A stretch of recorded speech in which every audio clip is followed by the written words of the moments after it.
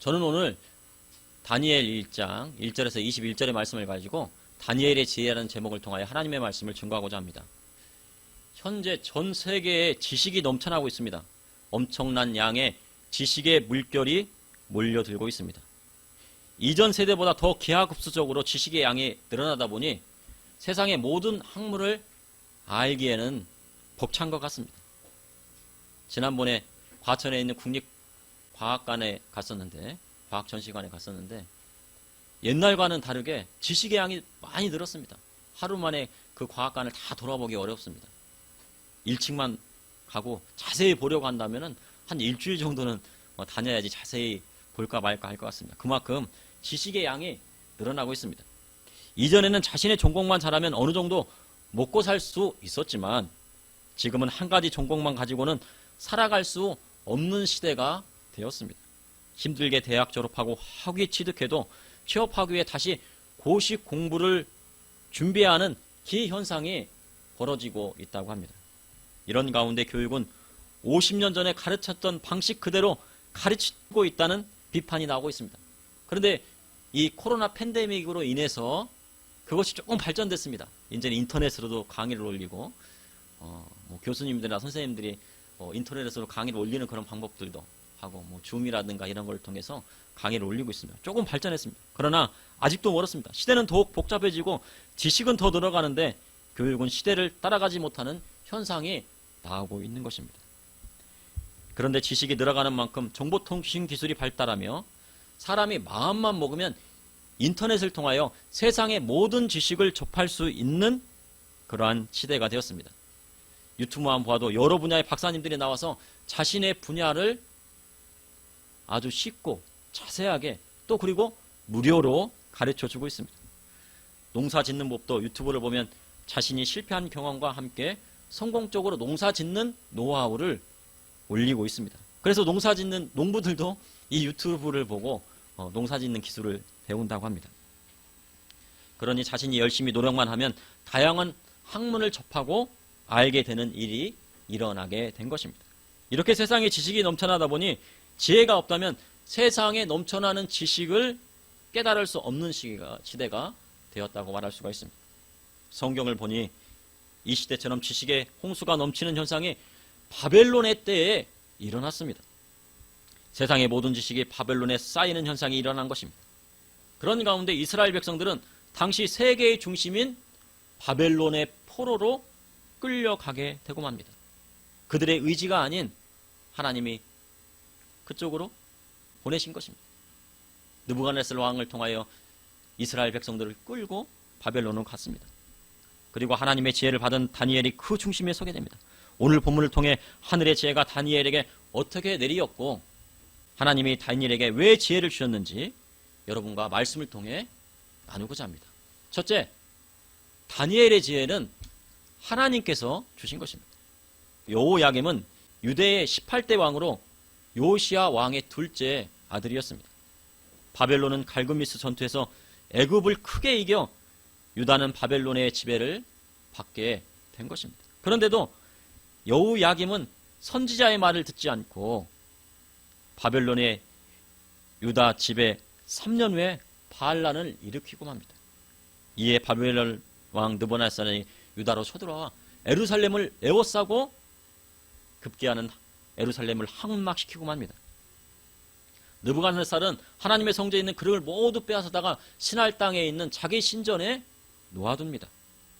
그리고 유다에 있는 사람들을 포로로 끌고 갑니다. 이는 유다 사람들이 하나님의 말씀을 따르지 않았기 때문입니다.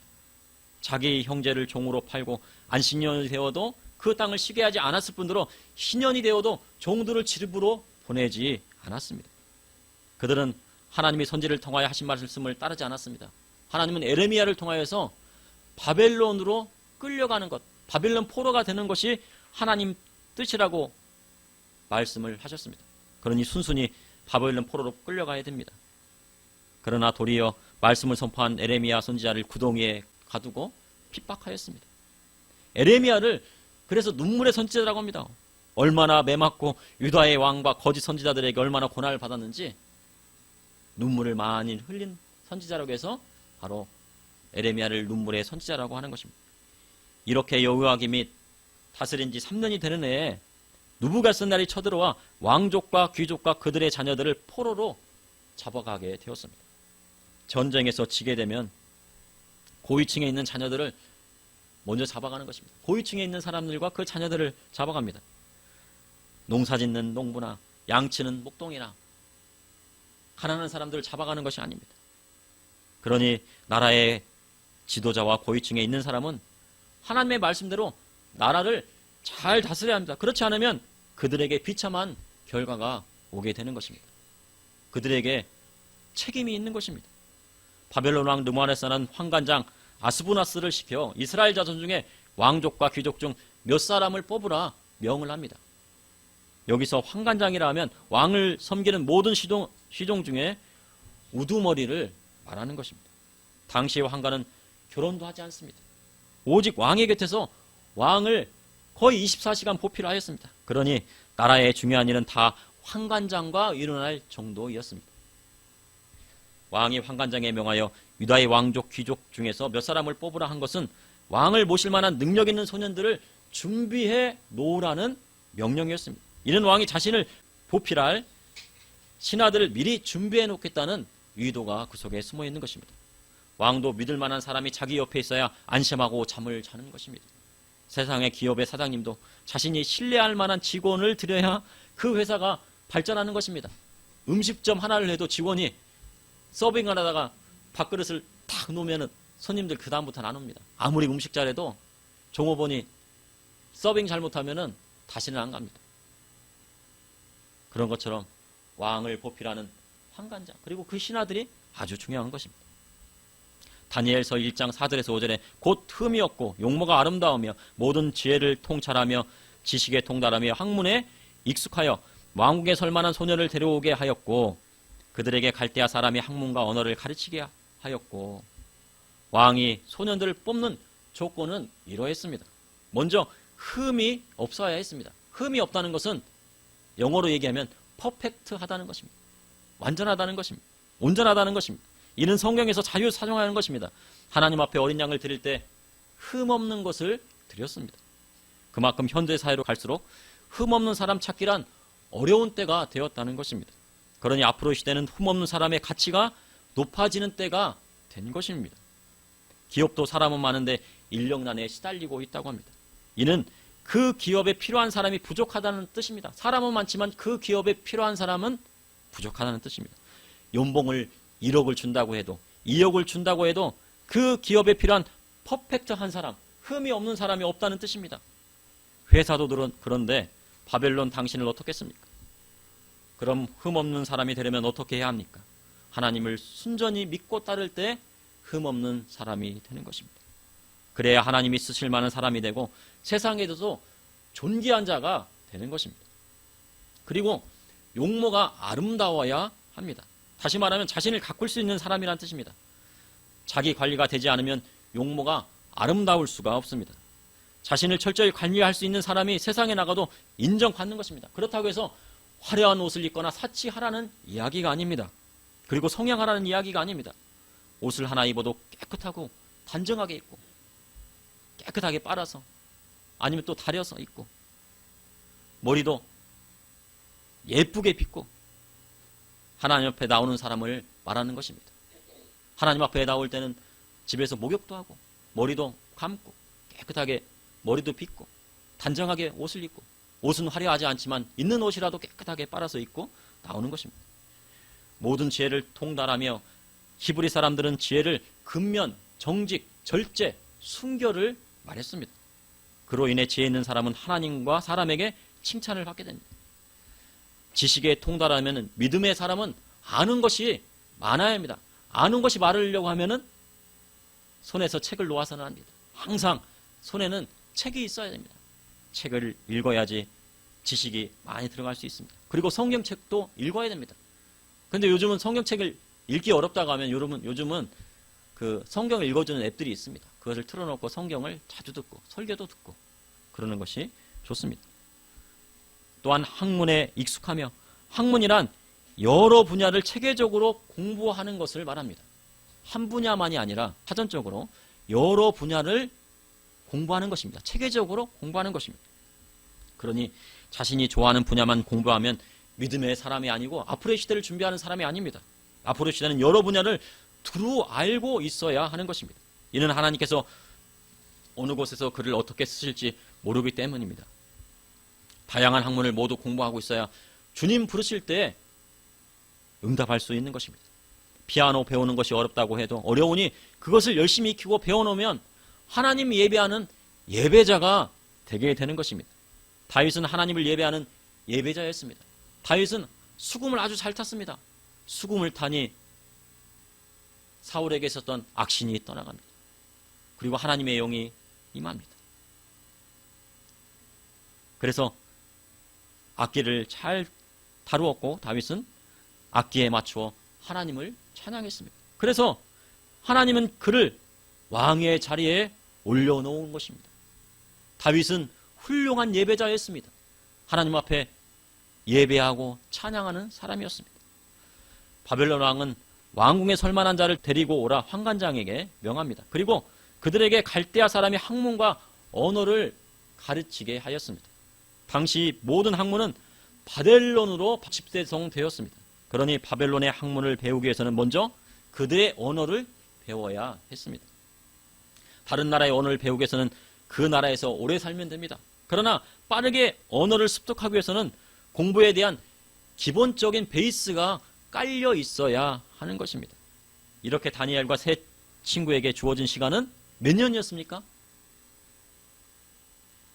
우리가 성경을 읽었는데 3년이었습니다. 느부갓네살 왕은 3년 동안 그들을 기르라고 했습니다. 그에게 주어진 시간은 딱 3년이었습니다. 10분만 앉아 있어도 몸이 뒤틀리면 공부하는 자세가 안 되는 것입니다. 그래서 사람들은 공부는 타고난 머리가 아니라 꾸준한 엉덩이로 한다는 말이 있을 정도입니다. 엉덩이를 의자에 붙이고 있어야 공부가 되는 것입니다. 이처럼 바벨론 왕의 기준에 들어가는 유다의 소년들이 있었습니다. 그들이 바로 다니엘과 그의 세 친구였습니다. 다니엘과 하나냐와 미사엘과 아사라이었습니다. 이들은 유다 자손의 왕족과 귀족에 들어가는 자녀들이었습니다. 유다 자손의 왕족과 귀족이라 하면 남유다의 선한 왕 요시아의 후손과 귀족들이었을 것입니다. 그들은 자랄 때부터 하나님의 말씀으로 양육된 엘리트들이었습니다. 그리고 왕이 마시는 포도주로 자신을 더럽히지 않으려고 할 정도로 구별된 삶을 살아온 소년들이었습니다. 그들이 태어날 때부터 어릴 때부터 그렇게 양육되었습니다. 쉽게 말하면 구약 성경에 나시림과 같은 삶을 살아온 소년들이었습니다. 그러므로 그들에게 하나님이 함께 하신 것입니다. 그러므로 다니엘의 지혜는 하나님이 주신 것입니다. 둘째, 다니엘의 지혜는 하나님의 말씀을 온전히 따를 때 내립니다. 다니엘서 1장 5절에 또 왕이 지정하여 그들에게 왕의 음식과 그가 마시는 포도주에서 날마다 쓸 것을 주어 3년을 기르게 하였으니 그 후에 그들은 왕 앞에 서게 될 것이더라. 왕에게 지정된 다니엘은 환관장이 그 이름을 고쳐 벨드사살이라 하였고 그 세 친구는 사드락과 메삭과 아벳누고이었습니다. 이들에게는 3년 동안 왕의 음식과 포도주가 제공되고 3년 후에는 왕 앞에 서야 됩니다. 하지만 다니엘은 하나님의 말씀을 온전히 따르는 소년이었습니다. 왕의 앞에 서려면 왕이 먹는 음식을 먹어야 합니다. 그리고 왕이 주는 포도주를 마셔야 합니다. 왜냐하면 왕의 신하가 되려면 왕이 주는 음식, 왕과 같이 식사를 해야 되기 때문입니다. 그러니 왕이 주는 음식도 먹을 수 있어야 되고 포도주도 마실 수 있어야 왕의 신하가 되는 것입니다. 그러나 다니엘은 하나님 앞에 부름받은 소년이었습니다. 그래서 왕의 음식을 먹지 않기로 결정했습니다. 이는 에스더의 고백처럼 죽으면 죽으리이다 한 것입니다. 내가 죽으면 죽더라도 하나님의 말씀을 지키지 왕이 주는 음식은 먹지 않겠다고 한 것입니다. 다니엘서 1장 8절에서 9절에 다니엘은 뜻을 정하여 왕의 음식과 그가 마시는 포도주로 자기를 더럽히지 아니하리라 하고 자기를 더럽히지 아니하도록 환관장에게 구하니 하나님이 다니엘로 하여금 환관장에게 은혜와 긍휼을 얻게 하신지라. 레위기 10장에 하나님이 부정하다 하신 것이 왕의 음식에 들어있을 가능성이 아주 큰 것입니다. 레위기에 보면 발굽이 갈라지고 되새김질하는 동물의 고기는 먹을 수 있다고 하셨습니다. 이러한 동물에 해당되는 것은 소나 양이나 염소입니다. 그러나 당시 이방 나라에서는 레위기에서 부정하다 하신 발굽이 갈라져 있으나 되새김질 하지 않는 돼지고기를 아주 좋아했습니다. 소나 양이나 염소는 풀을 먹지만 돼지는 풀만 먹는 것이 아니라 온갖 잡것을 다 먹습니다.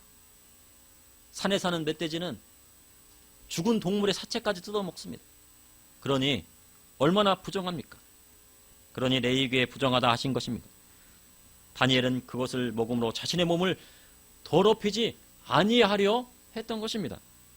다니엘은 나면서부터 하나님 앞에 구별된 사람이었을 가능성이 아주 큽니다.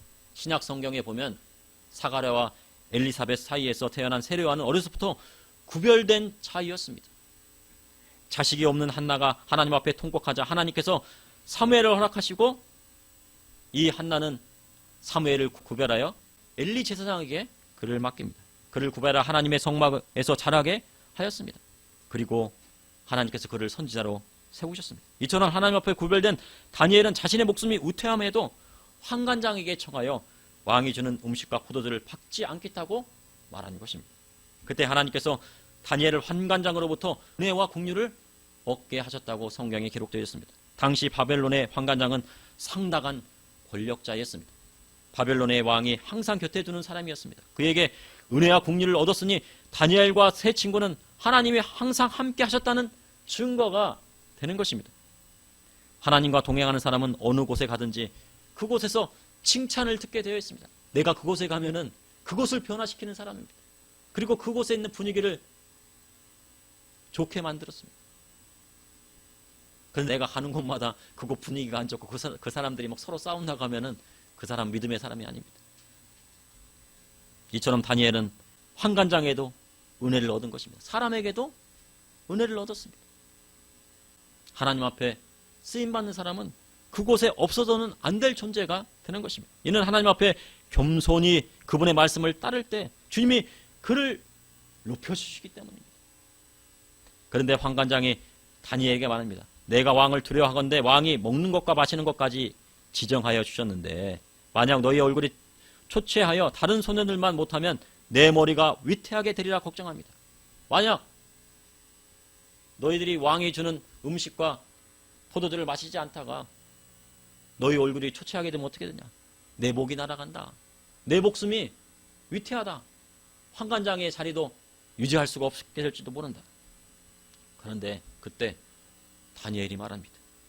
다니엘서 1장 12절에 13절에 청하오니 당신이 종들을 열흘 동안 시험하여 채식을 주어 먹게 하고 물을 주어 마시게 한 후 당신 앞에서 우리의 얼굴과 왕의 음식을 먹는 소년들의 얼굴을 비교하여 보아서 당신이 보는 대로 종들에게 행하소서 하며 다니엘은 열흘 동안 채식을 먹게 하고 물을 주어 먹게 한 후에 왕의 음식과 포도주를 먹는 소년들의 얼굴과 비교하여 보라고 말한 것입니다. 그리고 난 다음 당신이 본 대로 행하라는 것입니다.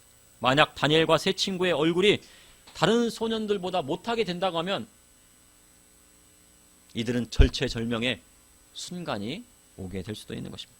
그러나 다니엘은 확신하고 있었습니다. 창세기 3장 18절에 땅이 내게 가시덤불과 엉겅퀴를 낼 것이라 내게 먹는 것은 밭의 채소인즉 노아의 홍수 이전까지 사람들은 채식을 하였습니다. 하나님께서는 사람들과 그리고 동물들도 다 채식을 하라고 말씀하셨습니다. 그렇게 하고도 몇 살을 살았습니까? 900살을 넘게 살았습니다. 800살, 900살 이렇게 채소를 먹고도 800살, 900살 이렇게 살았습니다. 그러나 노아 홍수 이후에 환경이 변하고 먹을 것이 줄어들자 하나님은 사람들에게 육식을 허락하셨습니다. 그러니 다니엘은 하나님의 말씀대로 채식만으로도 다른 소년보다 더 얼굴이 빛이 나게 될 것을 알고 있었던 것입니다. 이는 하나님이 다니엘과 함께 하셨기에 가능한 것이었습니다. 그렇게 열흘 동안 시험하니 다니엘의 말같이 그들의 얼굴의 빛이 더욱 아름답고 살이 더 윤택하고 왕의 음식을 먹는 소년보다 더 좋아졌습니다. 그리하자 감독자들이 그들이 지정한 음식과 포도주를 거두어 갑니다. 이처럼 예수 믿는 사람은 얼굴도 빛이 나야 됩니다. 다른 사람이 보았을 때 야, 저 사람 얼굴에서 빛이 난다. 왜 빛이 납니까? 기도 열심히 하면 하나님께서 그 얼굴을 빛나게 하시는 것입니다. 친구를 배려해 보십시오. 친구에게 겸손하게 대접하고 형제에게 대접해 보십시오. 그러면 그의 얼굴이 빛나게 되는 것입니다. 소리 높여 찬양해 보십시오. 그럼 하나님께서 그의 얼굴을 빛나게 하시는 것입니다. 마음 쓰는 대로 살면 하나님께서 그 얼굴에서 광채가 나게 하시는 것입니다. 그러므로 다니엘의 지혜는 하나님의 말씀을 온전히 따를 때 내리는 것입니다. 셋째, 다니엘의 지혜는 이 시대에 예수님을 온전히 믿을 때 내립니다. 다니엘서 1장 17절에 하나님이 이 네 소년에게 학문을 주시고 모든 서적을 깨닫게 하시고 지혜를 주셨으니 다니엘은 또 모든 환상과 꿈을 깨달아 알더라. 이렇게 하나님 앞에 구별된 다니엘과 세 소녀에게 하나님께서 학문을 주셨습니다. 학문을 주셨다는 것은 바벨론의 모든 학문을 깨닫게 하셨다는 것입니다. 모든 학문들을 깨달을 만한 지혜를 주셨다는 것입니다. 하나님의 말씀이 있는 사람은 세상의 모든 학문을 깨달을 수 있는 지혜를 주시고 세상에 지혜 있는 자가 깨닫지 못하는 것까지 깨닫게 하시는 분이 바로 우리 주님이신 것입니다. 그래서 세상의 지혜자를 어리석게 만드시는 것입니다. 누구를 통하여? 하나님을 경외하는 자를 통하여서 그 일을 하시는 겁니다. 바벨론 시대 때 누구를 통하여 세상의 지혜자를 어리석게 하셨습니까? 바로 다니엘을 통하여서 세상의 지혜자를 어리석게 하신 것입니다. 바벨론은 그 유명한 함무라비 법전이 만들어질 정도로 많은 서적과 학문이 공존했던 곳입니다. 그러니 다니엘은 세상의 모든 서적을 다 읽고 깨달을 만큼 하나님이 그에게 지혜를 주신 것입니다. 또한 하나님은 다니엘에게 모든 환상과 꿈을 깨달아 알게 하는 능력을 주셨습니다. 이렇게 다니엘을 보면 창세기에 나오는 요셉을 떠올리게 만듭니다. 요셉은 형들에게 팔려서 은 20에 이스마엘 상인들에게 팔려 애굽에 있는 보디발의 집에 팔려갔습니다. 노예로 팔려갔습니다. 그러나 그는 하나님 앞에서 꿈꾸는 자였고 꿈을 해석하는 능력이 탁월했습니다. 다니엘 또한 요셉처럼 포로로 바벨론으로 끌려간 몸이었습니다. 당시의 포로라고 하면요 노예와 다름없는 것입니다. 그러나 하나님이 그분의 말씀을 순종하는 다니엘을 높여 주셨습니다. 이렇게 왕이 말한 기한 3년이 다 차갔습니다. 왕 앞에 환관장이 네 소년을 데려가니 무리 중에서 다니엘과 하나냐와 미사엘과 아사랴 같은 소년이 없습니다. 사람에게 있어 3년이라는 기간은 아주 중요합니다. 3년이라는 기간은 어떻게 훈련받는가가 중요한 것입니다. 예수님의 12제자도 3년 동안 열심히 훈련받았습니다. 그래서 사도로 쓰임받았습니다. 사도 바울도 3년 동안 아라바에서 훈련받았습니다. 아라비아 사막에 가서 그 토굴 속에서 들어가서 3년 동안 열심히 기도하고 훈련받았습니다. 다니엘과 세 친구도 바벨론 포로로 끌려가 3년 동안 훈련받았습니다. 그리고 하나님께서 다니엘을 통해 놀라운 하나님의 비밀을 말씀하여 주셨습니다.